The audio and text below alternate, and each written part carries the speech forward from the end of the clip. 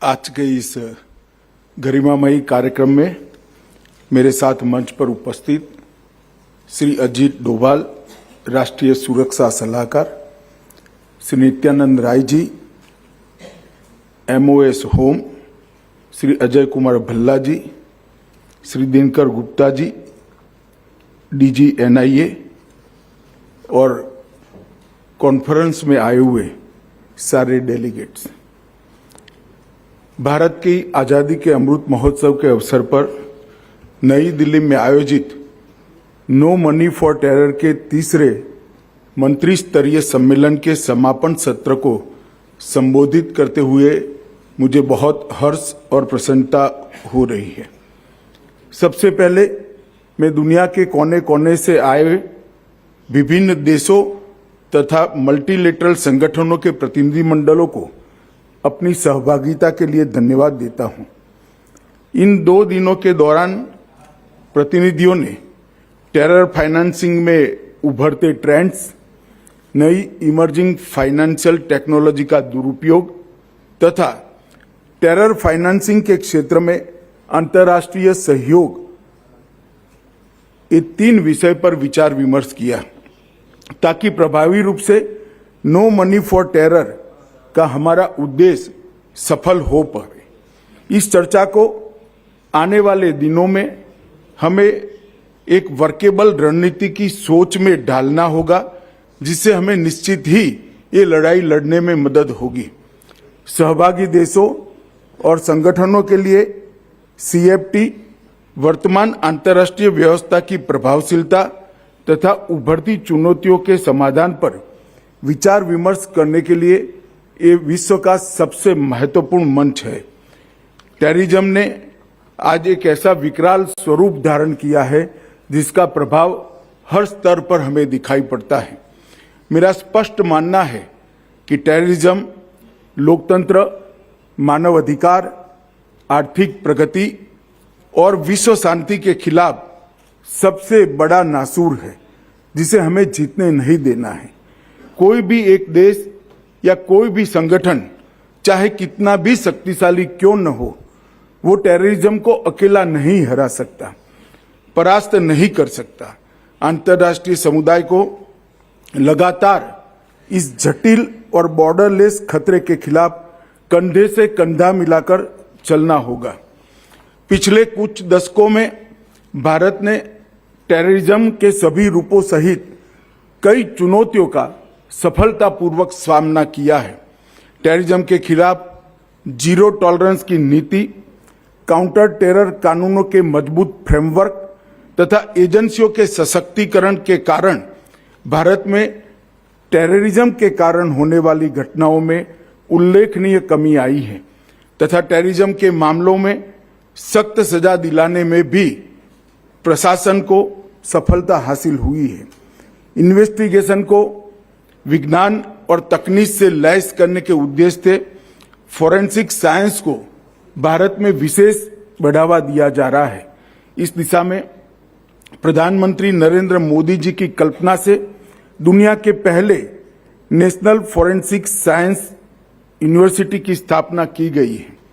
भारत सरकार ने यह भी तय किया है कि टेररिज्म, नारकोटिक्स और आर्थिक अपराधों जैसे अपराधों पर राष्ट्रीय और अंतर्राष्ट्रीय डेटाबेस विकसित किया जाएगा।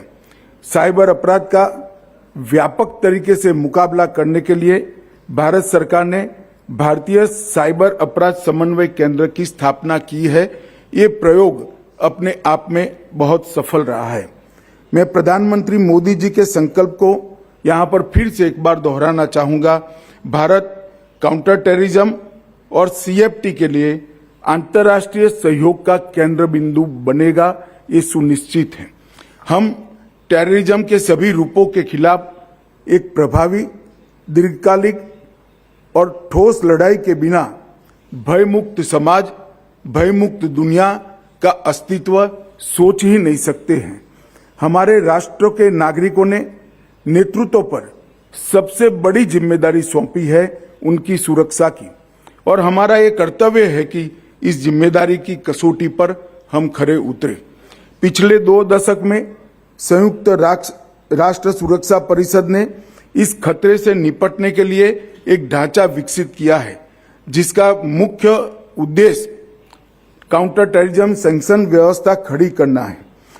टेररिज्म को स्टेट फंडेड एंटरप्राइज बनाने वाले देशों की कार्यवाहियों पर कुछ हद तो इससे अंकुश लगाने का काम हुआ है, परंतु इसको और कठोर, पारदर्शी और सटीक बनाना बाकी है।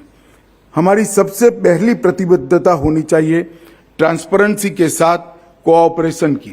सभी देशों को, सभी संगठनों को बेहतर और प्रभावी तरीके से इंटेलिजेंस साझा करने में पूरी तरह से ट्रांसपेरेंसी का संकल्प लेना होगा। हमें टेररिज्म और टेररिस्ट गुटों के खिलाफ की इस लड़ाई को प्रत्येक भौगोलिक क्षेत्र में और प्रत्येक वर्चुअल में लड़ना होगा। ऐसे कई मामले सामने आए हैं जहां अन्य मकसदों की आड़ में कुछ संगठन राष्ट्रीय और अंतर्राष्ट्रीय स्तर पर आतंकवाद और रेडिकलाइजेशन को बढ़ावा दे रहे हैं। यह भी देखा गया है कि ये संगठन आतंकवाद को फाइनेंस करने की चैनल भी बनते जा रहे हैं। अभी हाल में ही भारत सरकार ने सामाजिक गतिविधियों की आड़ में युवाओं को रेडिकलाइज करके उन्हें आतंकी और धकेलने की साजिश करने वाली एक संस्था को बैन किया है। मेरा मानना है कि प्रत्येक देश को ऐसी संस्थाओं को चिन्हित करके उनके विरुद्ध कार्यवाही करनी चाहिए। कुछ देशों ने, देश की सरकारों ने और एजेंसियों ने टेररिज्म को स्टेट पॉलिसी बनाया है। ऐसे टेरर हेवन्स पर आर्थिक प्रतिबंध के साथ साथ सभी प्रकार की नकेल कसना निहायत आवश्यक है। इस पर दुनिया के सभी देशों ने अपने जियो पॉलिटिकल इंटरेस्ट से ऊपर उठकर एक मन बनाने की जरूरत है। हम देखते हैं कि कुछ देश राजनीति के लिए आतंकवादियों और आतंकवाद को पनाह देने वालों का बार बार समर्थन करते हैं। मेरा मानना है कि आतंकवाद की कोई सीमा नहीं होती, इसलिए सभी देशों को राजनीति भुलाकर एक दूसरे का सहयोग करना चाहिए। साथ ही सभी देशों को टेररिज्म और टेरर फाइनेंसिंग की व्याख्या पर भी आम सहमति बनानी होगी। यह हमारे नागरिकों की सुरक्षा तथा मानव अधिकार और लोकतांत्रिक अधिकारों की रक्षा का मुद्दा है, न कि एक राजनीतिक मुद्दा है। टेररिस्ट ग्रुप इंफॉर्मेशन टेक्नोलॉजी और साइबर स्पेस को अच्छी तरह से समझते हैं। जनता की संवेदनशीलता को भी अच्छी तरह से वो समझते हैं, इसलिए उसका उपयोग भी करते हैं। आज साइबर स्पेस टेररिज्म के खिलाफ लड़ाई का एक प्रमुख युद्ध का मैदान बना है। वेपन टेक्नोलॉजी में भी बहुत परिवर्तन हुआ है। 21वीं सदी की लिथल टेक्नोलॉजी और ड्रोन टेक्नोलॉजी अब आतंकवादियों के पास भी उपलब्ध है। टेररिस्ट तथा टेररिस्ट ग्रुप की नारकोटिक्स जैसे संगठित अपराधों के साथ बढ़ते लिंक्स क्रिप्टो करेंसी तथा हवाला और टेरर फाइनेंसिंग की संभावनाओं को कई गुना बढ़ा देते हैं। इस सम्मेलन का मुख्य उद्देश्य यही है कि टेररिज्म और टेरर फाइनेंसिंग की सभी चैनलों की हम पहचान करें। टेरर फाइनेंसिंग के खिलाफ एक प्रैक्टिकल तथा वर्केबल रोड मैप बनाया जाए। IMF और वर्ल्ड बैंक के एक अनुमान के अनुसार दुनिया भर के क्रिमिनल हर वर्ष लगभग 2 से 4 ट्रिलियन डॉलर की लॉन्ड्रिंग करते हैं और इसमें बड़ा हिस्सा टेररिज्म को बढ़ावा देने के लिए इस्तेमाल किया जाता है। इस क्वांटम और चुनौती को देखते हुए सभी देशों के काउंटर टेरर और टेरर फाइनेंसिंग के क्षेत्रों में काम करने वाली एजेंसियां एवं अधिकारियों को एक दीर्घकालिक रणनीति अपनानी होगी। टेरर फाइनेंसिंग के संदर्भ में इस सभा का ध्यान मैं कुछ विषयों की ओर आकर्षित करना चाहता हूं, जो मेरी दृष्टि से हम सबकी प्रायोरिटी होनी चाहिए।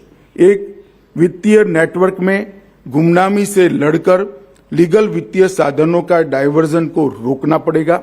2, अन्य अपराधों द्वारा उत्पन्न मुनाफा टेररिस्ट गतिविधियों के लिए उपयोग में लाने से रोकना होगा। 3, नई फाइनेंशियल टेक्नोलॉजीज, वर्चुअल एसेट्स जैसे क्रिप्टो करेंसी, वॉलेट इत्यादि को टेरर एक्टिविटीज के लिए उपयोग करते हुए रोकने की तकनीक ढूंढनी होगी। लीगल चैनल्स, कैश कुरियर्स, हवाला का टेरर नेटवर्क द्वारा उपयोग पर एक साझा तंत्र हमें बनाना होगा।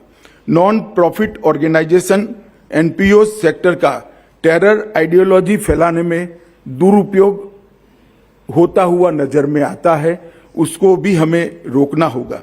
सभी देशों की काउंटर टेरर तथा फाइनेंशियल इंटेलिजेंस एजेंसियों का सतत कैपेसिटी बिल्डिंग भी हम सभी ने टेक्निक के एक्सचेंज के माध्यम से करना होगा। टेरर फाइनेंसिंग के सभी चरणों जैसे आतंकवादियों द्वारा फंड जनरेट करना, फंड का मूवमेंट करना, अन्य अपराधों के माध्यम से लेयरिंग करना तथा अंत में टेररिस्ट गतिविधियों के लिए इसका उपयोग करना, इस प्रत्येक स्टेज पर हमें नकेल कसनी होगी। इसके लिए वैश्विक स्तर पर एक स्पेसिफिक लेकिन कलेक्टिव अप्रोच की आवश्यकता मैं देखता हूं। सभी देशों को financial action task force FATF द्वारा सेट किए गए स्टैंडर्ड्स और रिकमेंडेशन को केवल कागज पर नहीं बल्कि स्पिरिट में इंप्लीमेंट करना होगा। मेरा ये मानना है कि टेररिज्म के वित्त पोषण का मुकाबला करने के लिए हमारा दृष्टिकोण 5 स्तंभों पर आधारित होना चाहिए। एक व्यापक मॉनिटरिंग फ्रेमवर्क स्थापित करना जिसमें सभी इंटेलिजेंस तथा इन्वेस्टिगेशन एजेंसियों में कोऑपरेशन, कोऑर्डिनेशन तथा कोलैबोरेशन हो पाए। दूसरा, ट्रेस, टारगेट और टर्मिनेट की स्ट्रेटेजी उसे निम्न स्तरीय आर्थिक अपराध से लेकर संगठित आर्थिक अपराध तक अपनानी होगी।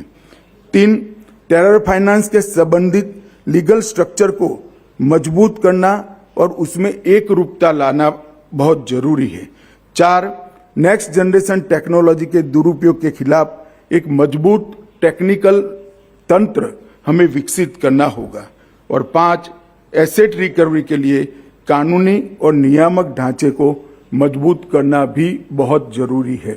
टेररिज्म को सपोर्ट करने वाले बॉर्डरलेस फाइनेंस मूवमेंट को रोकने के लिए हमें भी बियॉन्ड बॉर्डर कोऑपरेशन के अप्रोच को स्वीकारना होगा, तभी ये मंच अपने उद्देश्य में सफल हो पाएगा। अंत में मैं पुनः टेररिज्म और टेरर फाइनेंसिंग के खिलाफ भारत की तरफ से अपनी प्रतिबद्धता दोहराना चाहूंगा। प्रधानमंत्री श्री नरेंद्र मोदी जी के नेतृत्व में भारत टेरर फाइनेंसिंग के सभी रूपों जैसे money laundering, digital financial platform का दुरुपयोग, हवाला सभी से निपटने के लिए सभी देशों के साथ काम करने के लिए प्रतिबद्ध है। इस सम्मेलन के विचार विमर्श के दौरान भारत ने आतंकवाद के वित्त पोषण का मुकाबला करने पर निरंतर वैश्विक फोकस बनाए रखने के लिए NMFT के इस विशिष्ट पहल की स्थायित्व की आवश्यकता को महसूस किया है। अब स्थायी सचिवालय स्थापित करने का समय आ गया है। इस दिशा में आगे बढ़ते हुए थोड़ी देर में ही जारी किए जा रहे 4 स्टेटमेंट में भारत में एक स्थायी सचिवालय स्थापित करने का प्रस्ताव शामिल है। इस विषय पर शीघ्र ही सभी प्रतिभागियों के बहुमूल्य टिप्पणियां प्राप्त करने के लिए एक डिस्कशन पेपर सर्कुलेट किया जाएगा। मेजबान देश की ओर से मैं नई दिल्ली में आयोजित इस नो मनी फॉर टेरर सम्मेलन में भाग लेने के लिए सभी देशों और संगठन के प्रतिनिधिमंडलों का मन से धन्यवाद करता हूं। मैं आप सबकी सुखद और सुरक्षित स्वदेश वापसी की मंगल कामना के साथ मेरी बात को समाप्त करता हूं। वंदे मातरम।